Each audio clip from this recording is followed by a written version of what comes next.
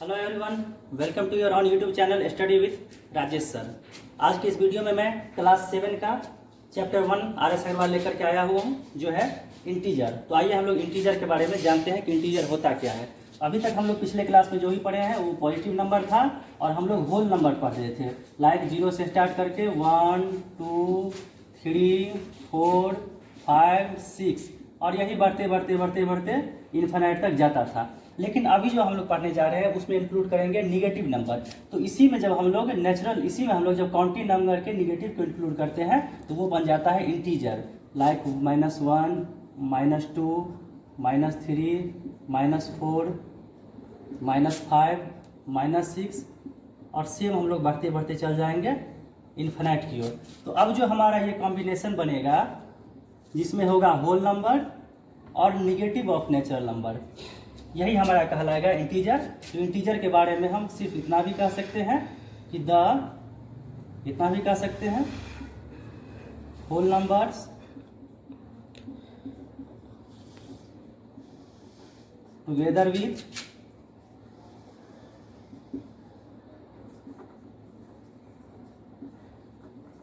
Negative of natural numbers, यही हमारा होता है इंटीजर। कहने का मतलब है कि जब हम लोग होल नंबर में निगेटिव नेचुरल नंबर के या काउंटिंग नंबर के निगेटिव को इंक्लूड कर देते हैं तो हमारा बन जाता है इंटीजर। ओके, तो इस पर हम एक क्वेश्चन बना लेते हैं।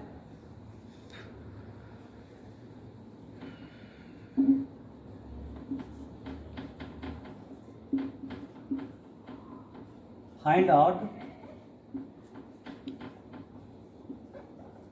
The integer. इसे हमारा 4 ऑप्शन डाल देते हैं, -5 3/2 4.5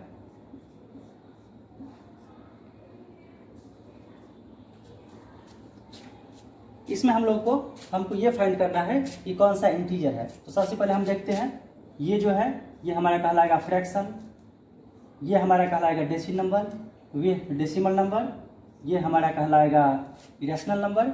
लेकिन ये जो हमारा -5 है, इसको अगर हम लोग इस ग्रुप में खोजते हैं तो यहाँ मिलता है, तो ये हो जाएगा इंटीजर। तो हम लोग को ध्यान रखना है कि इंटीजर में सिर्फ होल नंबर होना चाहिए या नेचुरल नंबर होना चाहिए या निगेटिव ऑफ नेचुरल नंबर होना चाहिए। इसके अलावा हमको कुछ भी मिलता है वो इंटीजर नहीं होगा।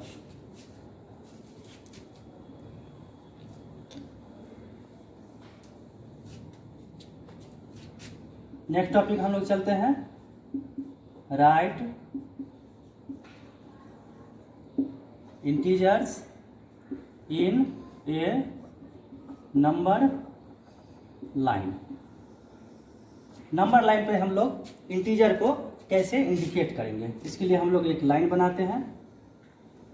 ये लाइन जो होता है दोनों तरफ से इन्फिनिट की ओर बढ़ता हुआ चला जाएगा। इसके ठीक सेंटर में हम लोग क्या करेंगे, 0 डाल देंगे और यहाँ से हमारा जो राइट तरफ जाएगा वो हमारा कहलाएगा पॉजिटिव नंबर।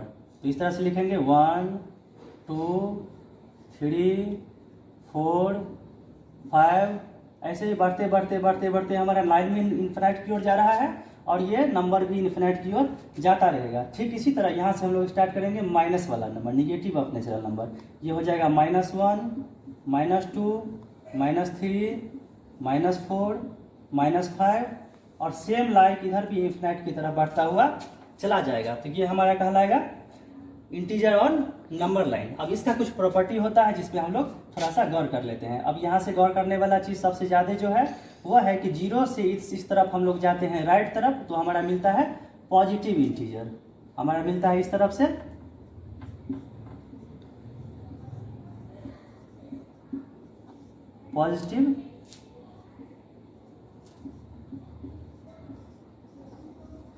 पॉजिटिव इंटीजर्स, और जैसे जैसे हम लेफ्ट की तरफ जाते हैं तो इधर हमारा मिलता है negative integers.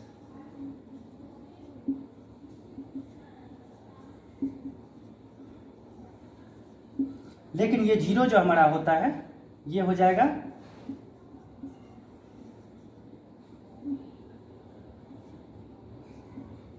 Neither positive nor negative, यानी कि 0 जो हमारा होगा ये ना तो निगेटिव होगा और ना ही पॉजिटिव होगा, लेकिन ये एक मेंबर होगा इंटीजर का।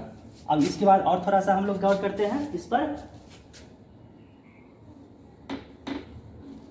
0 के बारे में हम लोग जान लिए कि ये ना तो निगेटिव होगा और ना ही पॉजिटिव होगा। इसके आगे हम लोग थोड़ा सा गौर करते हैं दूसरा टॉपिक। तो हम लोग देखते हैं कि यहाँ 0 से हम राइट तरफ जितना आगे बढ़ते जाएंगे, जो कि हमारा नंबर होगा उसका वैल्यू बढ़ता जाएगा। तो राइट तरफ जाने से क्या होता है, वैल्यू इंक्रीजेज, ये बढ़ता जाता है। जैसे अगर हम 0 से एक बार आगे बढ़ेंगे 1 मिलेगा, ये 0 से बड़ा होगा, और आगे बढ़ेंगे 2 मिलेगा जो 1 से बड़ा होगा, 3 2 से बड़ा होगा, 4 3 से बड़ा होगा, 5 4 से बड़ा होगा। इस तरह से बढ़ते हुए चले जाएंगे। यानी 0 से अगर हम लोग राइट तरफ बढ़ते हैं तो ये वैल्यू क्या होता है, इंक्रीज करता चला जाएगा। ठीक इसी तरह से अगर हम लोग निगेटिव, ये अगर हम लोग 0 से लेफ्ट तरफ आते हैं तो लेफ्ट तरफ बढ़ने से क्या होता है, वैल्यू डिक्रीज कर जाता है, वैल्यू डिक्रीजेज। लाइक 0 से छोटा होगा -1, -1 से छोटा होगा -2, -2 से छोटा होगा -3। पूछ दिया जाए कि दो क्वेश्चन लेते हैं, -2 या 2 और 4 में कौन ज़्यादा बड़ा होगा, तो आप लोग ऑब्वियसली बता देंगे कि यहाँ पे 4 ज़्यादा होगा, क्योंकि ये पॉजिटिव इंटीजर है। और जैसे हम 0 से दाएं तरफ जाते हैं, 0 से दाएं तरफ जाएंगे तो पहले 2 मिलता है, बाद में 4 मिलता है, तो 4 हमारा बड़ा इंटीजर होता है। लेकिन दूसरा क्वेश्चन में अगर आपको पूछ दिया जाए कि -5 और -3 में कौन इंटीजर ज़्यादा बड़ा है, तो यहाँ देख लीजिए, जैसे जैसे अभी हमने आपको बताया कि जैसे जैसे हम लोग यहाँ से लेफ्ट तरफ बढ़ते जाते हैं इंटीजर का वैल्यू कम होता जाता है। तो 3 पहले आता है और 5 बाद में आता है। जितना आगे बढ़ेंगे उसका वैल्यू उतना उतना जो है उसका वैल्यू घटता जाएगा। यानी कि -3 जो है बड़ा हो जाएगा -5 से, -5 छोटा होगा। तो याद रखना है, माइनस लगा हुआ अगर कोई भी संख्या है तो वो जितना बड़ा वहाँ उसका डिजिट होगा उतना ही उसका वैल्यू कम हो जाएगा, वो छोटा हो जाएगा। तो नंबर लाइन के बारे में हम लोग इतना ही जानेंगे, यही काफ़ी हो जाएगा। चलिए अब हम लोग क्या करते हैं, क्वेश्चन की तरफ बढ़ते हैं। इंटीजर के बारे में आई होप कि इंटीजर के बारे में जो भी हम बता रहे हैं आपको समझ में आ रहा है। अगर नहीं समझ पा रहे इंटीजर क्या होता है तो हमारे जो कमेंट बॉक्स है उसमें आप कमेंट कीजिए, मैं उसको इम्प्रूव करने का कोशिश करता रहूँगा।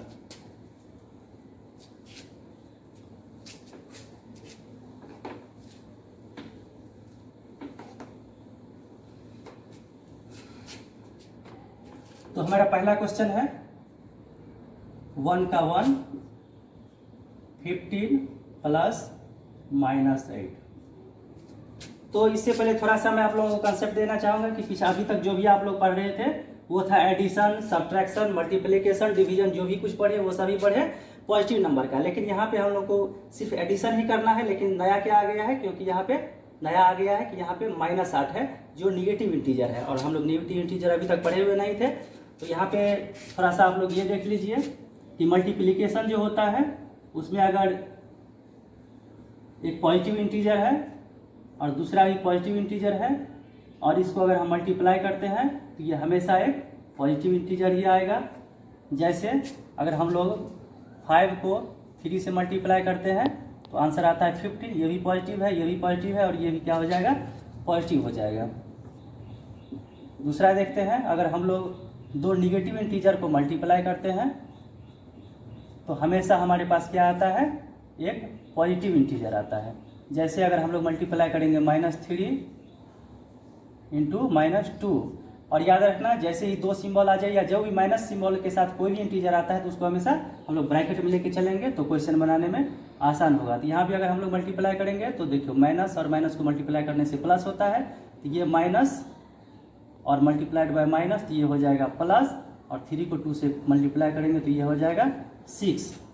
इसके बाद आगे जाएंगे, अगर एक निगेटिव इंटीजर है और दूसरा पॉजिटिव इंटीजर है, इसको अगर हम लोग मल्टीप्लाई करते हैं तो हमेशा ही एक निगेटिव इंटीजर फाइंड होता है।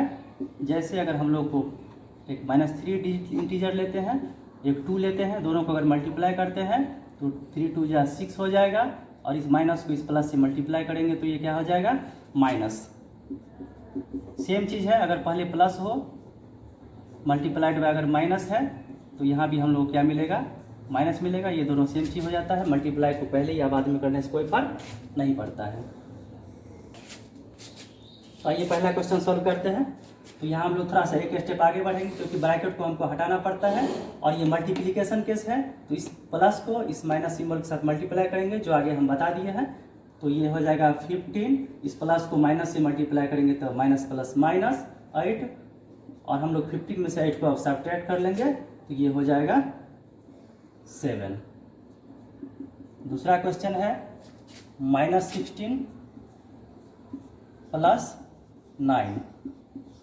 अभी हम लोग आप लोगों को यहाँ बता दिए हैं कि जब भी हम लोग को एक माइनस सिंबल और एक प्लस सिंबल एक साथ आता है तो हमेशा क्या करते हैं, सब्ट्रैक्ट करते हैं। बड़ा डिजिट में से, बड़ा इंटीजर में से छोटे को, तो 16 में से 9 को हम लोग क्या करेंगे, सब्ट्रैक्ट कर लेंगे। तो कितना हो जाएगा 7। यहाँ पे हम लोग आंसर में लिखेंगे 7, और ये देखना है कि बड़ा इंटीजर कौन सा है, 16, और इसका सिंबल है माइनस। तो हमारा जो आंसर होगा हमेशा माइनस में होगा। जब भी माइनस और प्लस एक साथ आता है तो हमेशा हम लोग सब्ट्रैक्ट करते हैं बड़े में से छोटे को, और जो बड़ा इंटीजर होता है उसी का सिंबल रहता है। तीसरा क्वेश्चन हम लोग देखते हैं, -7 प्लस -23। तो ये हो जाएगा -7, यहाँ से ब्रैकेट को हटा लीजिए, प्लस माइनस -23। अगर दोनों हमारा निगेटिव आ जाता है, जैसे माइनस और माइनस, इसको अगर हम लोग ऐड करते हैं तो हमारा आंसर हमेशा माइनस में ही रहेगा। लेकिन हम लोग क्या करेंगे, दोनों इंटीजर को ऐड कर लेंगे। तो -7 है और 23 है, इसमें क्या करेंगे हम लोग, 23 में 7 को ऐड कर लेंगे, तो ये हो जाएगा 30। हम लोग लिखेंगे यहाँ पे आंसर में 30। अगर दोनों माइनस है तो ऐड ही होता है, लेकिन जो इसका साइन हो जाएगा वो हमेशा होगा माइनस। इसलिए यानी कि अगर हम लोग दो माइनस इंटीजर को ऐड करते हैं तो हमेशा आंसर जो होगा वो माइनस ही आता है। 4 देखते हैं, -32 प्लस 47। यहाँ भी देख लीजिए, एक माइनस है, एक इंटीजर माइनस है और एक इंटीजर प्लस है। तो अभी हम बता दिए कि जब प्लस और माइनस दोनों इंटीजर आता है तो हमेशा हम लोग क्या करते हैं, सब्ट्रैक्ट करते हैं। तो यहाँ पे क्या होगा, 47 32 दोनों को कर लेंगे सब्ट्रैक्ट। 7 में से 2 गया तो ये हो गया 5, 4 में से 3 गया तो बच गया 1, तो यहाँ पे लिखेंगे 15। अब हम लोग को ये देखना है कि बड़ा इंटीजर कौन सा है। तो बड़ा इंटीजर हमारा है 47 और ये है प्लस में, तो ये भी हमारा आंसर भी जो होगा वो एक प्लस इंटीजर ही होगा। अब देखते हैं लास्ट क्वेश्चन 6, -48 प्लस -36। ब्रैकेट को हटा लीजिए। अगर ब्रैकेट नहीं हटाना है तो एक माइनस इंटीजर को दूसरे माइनस इंटीजर के साथ ऐड करना है।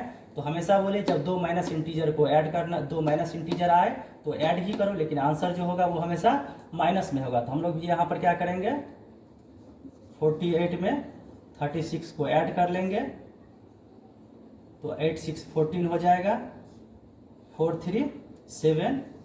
तो हमारा जो आंसर आ रहा है वो आ रहा है 84, और दोनों डिजिट माइनस में है। दो माइनस डिजिट या दो निगेटिव इंटीजर को ऐड करते हैं तो हमेशा एक निगेटिव इंटीजर ही आता है। तो इसका आंसर हो जाएगा -48।